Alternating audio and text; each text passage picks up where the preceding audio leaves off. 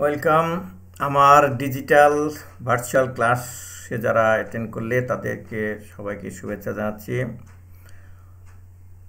তার আগে আমি পরিচয় দিয়ে নিচ্ছি। আমার নাম ডাক্তার সাদিকুল ইসলাম তালুকদার।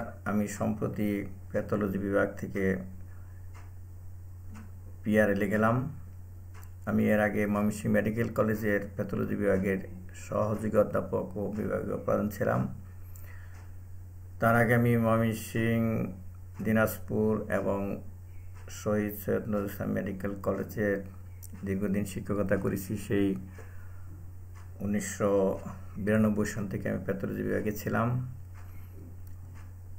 তো আমরা ডিসকাস করতেছিলাম সেল ইনজুরি, শেষের দিকে এটাই শেষ পর্ব। তো এই পর্বে অনেক 9টা পর্বে ভাগ করা হয়েছে। তোমরা আশা করি প্রথম পর্ব থেকে পর্যায়ক্রমে দেখবে, তাহলে বুঝতে পারবে আর কি। তার আগেও কিন্তু সেলুলার অ্যাডাপ্টেশন হয়ে গেছে, এটাও তোমরা আমার চ্যানেলে পাবে। আর আমার চ্যানেল সাবস্ক্রাইব করবে, বন্ধুদের কাছে শেয়ার করবে।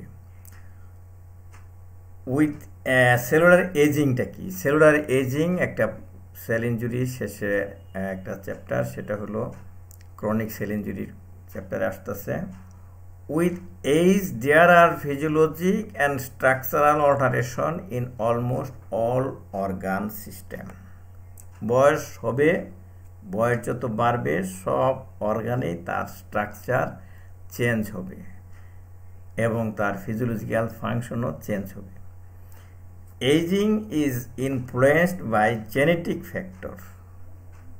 জেনেটিক একটা ফ্যাক্টর আছে। এক এক বংশের মানুষ এক এক বয়স পর্যন্ত বাঁচে। সাধারণ কোনো কোনো বংশের মানুষ দেখা যাচ্ছে অল্প বয়সেই এই 40-50 বছর বয়সে বৃদ্ধ হয়ে যায়, মারা যায়। আবার কোনো কোনো বংশের লোক আছে তারা ভালো স্বাস্থ্য থাকে, হ্যাঁ, এবং তারা অনেক দিন বেঁচে থাকে। তো এটা হলো জেনেটিক ফ্যাক্টর। আর একটা ডায়েট, খাবার কেমন খাচ্ছে, হেলদি ফুড আছে যে দীর্ঘদিন হেলদি থাকা যায়, সেগুলি যদি না খায় তাহলে এই বৃদ্ধ হয়ে যাবে। সোশ্যাল কন্ডিশন, সোশ্যাল ব্যাপার আছে যে যারা একটু ভালো ফুর্তিতে থাকে, মানে চিন্তা ভাবনা নাই, সোশ্যাল কন্ডিশন যাদের ভালো, তারা বেশি দিন বাঁচে আর কি। And occurrence of age related disease, কিছু কিছু ডিজিজ আছে বয়স বাড়তে থাকে আর ডিজিজে ধরে, ওই ডিজিজে তাকে বৃদ্ধ করে দেয়। অনেক আছে না, তুমি হঠাৎ তো বৃদ্ধ হয়ে গেলে কোনো, আরে ভাই আমার ডায়াবেটিস আছে, এই ধরনের। এরকম কী কী ডিজিজ আছে? অ্যাথেরোস্ক্লেরোসিস, ডায়াবেটিস এবং অস্টিওআর্থ্রাইটিস, এগুলি থাকলে মানুষ অল্পতেই বৃদ্ধ হয়ে যায়। Cellular aging, cellular aging represent progressive accumulation over the years of sublethal injury that may lead to cell death or diminished capacity of the cell to respond to injury. তাহলে যতই মানুষ বাঁচতে থাকে তার সেলে নানান রকম ইঞ্জুরি হইতে থাকে। সাবলেথাল ইঞ্জুরি, সেল ডেথ হয় নাই কিন্তু আক্রান্ত হচ্ছে। কোনো একটা মানুষকে যদি এই তার মনি বারবার পিটাইতেই থাকে, সারা জীবন পিটাইতে থাকে, সে কি ভালো থাকতে পারবে? অল্প দিনে সে মারা যাবে। সে এই ধরনের আর কি, এই সাবলেথাল ইঞ্জুরি দীর্ঘদিন যাবত সেটা। আর বৃদ্ধ সেলে কিন্তু রেসপন্ড করতে পারে না।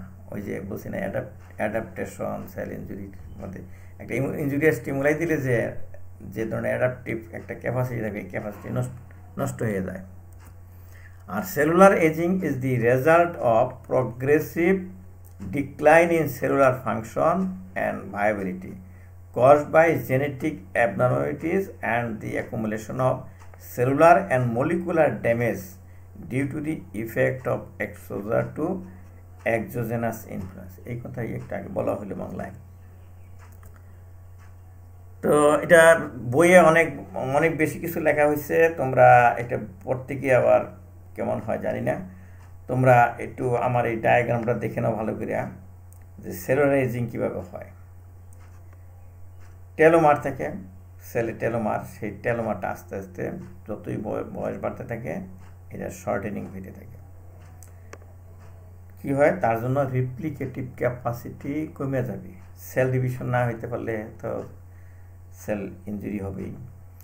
এনভায়রনমেন্টাল ইনসাল্ট, যেমন ফ্রি রেডিক্যালস, এটা আলোচনা করলাম আমরা, সেইটার জন্য ড্যামেজ করবে সেলকে। আর হলো ডিএনএ রিপেয়ার ডিফেক্ট যদি হয়, ডিএনএ ড্যামেজ হবে। আর abnormal growth signalling, insulin, diabetes হলে যেটা হয়, তারপরে ইনসুলিনিক গ্রোথ ফ্যাক্টর। তো এতে কি হয়, শেষে এই ফ্রি রেডিক্যালে ড্যামেজ করে, অ্যাকুমুলেশন অফ মিউটেশন, ডিএনএ যদি ড্যামেজ হয় মিউটেশন হবে, এবং অন্যান্য মেকানিজমে ক্যালোরি রেস্ট্রিকশন হওয়ার জন্য শেষে ঘুরে ফিরে সেলুলার এজিং। তো এটা বইয়ে অনেক ডিটেলস দেওয়া আছে, তোমরা ডিটেলস পড়ে নেবে। আমি জাস্ট ডায়াগ্রামটা দেখাইলাম, তোমরা এইটুকু পড়তে হবে। আর পরীক্ষার জন্য খুব যে একটা ইম্পর্টেন্ট সেটা না, তবে জেনে রাখা ভালো, ভবিষ্যতে তোমাদের কিন্তু কাজ করতে হবে যাতে মানুষ দীর্ঘদিন বেঁচে থাকে। এই ধরনের একটা প্রজেক্ট আসবে, তোমাদেরই সেই গবেষণা করতে হবে। আমরা তো চলেই গেলাম, তোমরা দীর্ঘদিন বেঁচে থাকবে, তোমাদের নেক্সট জেনারেশন দীর্ঘদিন বেঁচে থাকবে কীভাবে সুস্থভাবে, সেই গবেষণা তোমাদের করতে হবে। তারই শুরু হলো আমাদের এই সেলুলার এজিং নিয়ে। এখন কীভাবে তোমরা করবে সেটা তোমরা গবেষণা করে বের করবে। তো যতটুকু গবেষণা করে বের করা হয়েছে তাতে দীর্ঘদিন বেঁচে থাকার জন্য কিছু উপায় আছে। তাহলে এখানে কি হয়, known changes that contribute to cellular aging, সেটা হলো ডিক্রিজ সেলুলার রেপ্লিকেশন আর accumulation of metabolic and genetic damage. তাহলে দুইটা পদ্ধতি আছে, এইগুলিতে তোমাদের গবেষণা করতে হবে যে কী করে এইগুলি কমানো যায়। Most effective way to prolonging life span is calorie restriction. তোমরা যদি বেশি দিন বেঁচে থাকতে চাও, অথবা যারা বেশি দিন বেঁচে থাকছে তাদেরকে দেখা গেছে তারা অল্প অল্প খায়, সব কিছুই অল্প অল্প খায়। অল্প অল্প যে ডেফিসিয়েন্সি হয় তা না, তারা মাত্রাতিরিক্ত খায় না আর কি। এবং ইসলাম ও হাদিসেও আছে যে পেট ভরে খেতে নেই, হ্যাঁ, 1/3 খালি রেখে খেতে হয়, এটা আছে। তো এটাতে তো বলা হয় যে রেস্ট্রিকশন, ক্যালোরি রেস্ট্রিকশন। তো ক্যালোরি রেস্ট্রিকশন যারা করে তারা কিন্তু দীর্ঘদিন বেঁচে থাকে, আমাদের খোঁজ নিয়ে দেখা গেছে, গবেষণা করে দেখা গেছে। আর effect of calorie restriction on longevity of life is mediated by protein sirtuin নামে একটা প্রোটিন আছে, সেটা যারা ক্যালোরি রেস্ট্রিকশন করে তারা কেন বেশি দিন বাঁচে। সেখানে দেখা গেছে sirtuin have histone deacetylase activity and promote expression of genes whose product increases longevity. এমন একটা জিনের প্রোডাক্ট সে তৈরি করে যে নাকি লাইফ স্প্যান বেড়ে যায়, অনেক দিন সে বেঁচে থাকতে পারে। এটা নিয়ে তোমরা আরও বেশি বেশি গবেষণা করবে, মানুষ কিভাবে সুস্থভাবে বেশি দিন বেঁচে থাকে। আমাদের এই সেলুলার সেল ইনজুরি সংক্ষিপ্ত আকারে ডিসকাশন করে শেষ হয়ে গেল। তোমরা প্রথম থেকে নবম পর্ব পর্যন্ত একটানা দেখবে, এবং যেখানে যেখানে একটু সমস্যা হয় আবার রিপিট করে দেখবে, তারপরে বইয়ের সাথে মিলিয়ে দেখবে যে তোমার সব প্যাথোলজি ক্লিয়ার হয়ে গেছে। তো সেল ইনজুরি কিন্তু ভালো না বুঝলে, সেল ইনজুরি আর ওই ইনফ্লামেশন, তাহলে প্যাথোলজি ভালো শেখা হলো না। বিশেষ করে সেল ইনজুরিটা সব জায়গায় আছে, ওই টিউমারে গেলেও দেখবা সেল ইনজুরি আছে, কাজে সেল ইনজুরিটা পড়তে হবে, ভালো করে পড়ে নেবে। আর তোমাদের সবাইকে ধন্যবাদ আমার এই ক্লাস করার জন্য, এবং আমি আরও ধন্যবাদ দেব তোমরা যদি আমার এই ক্লাসটাকে শেয়ার করো বন্ধুদের সাথে। শেষে তোমাদের অশেষ ধন্যবাদ।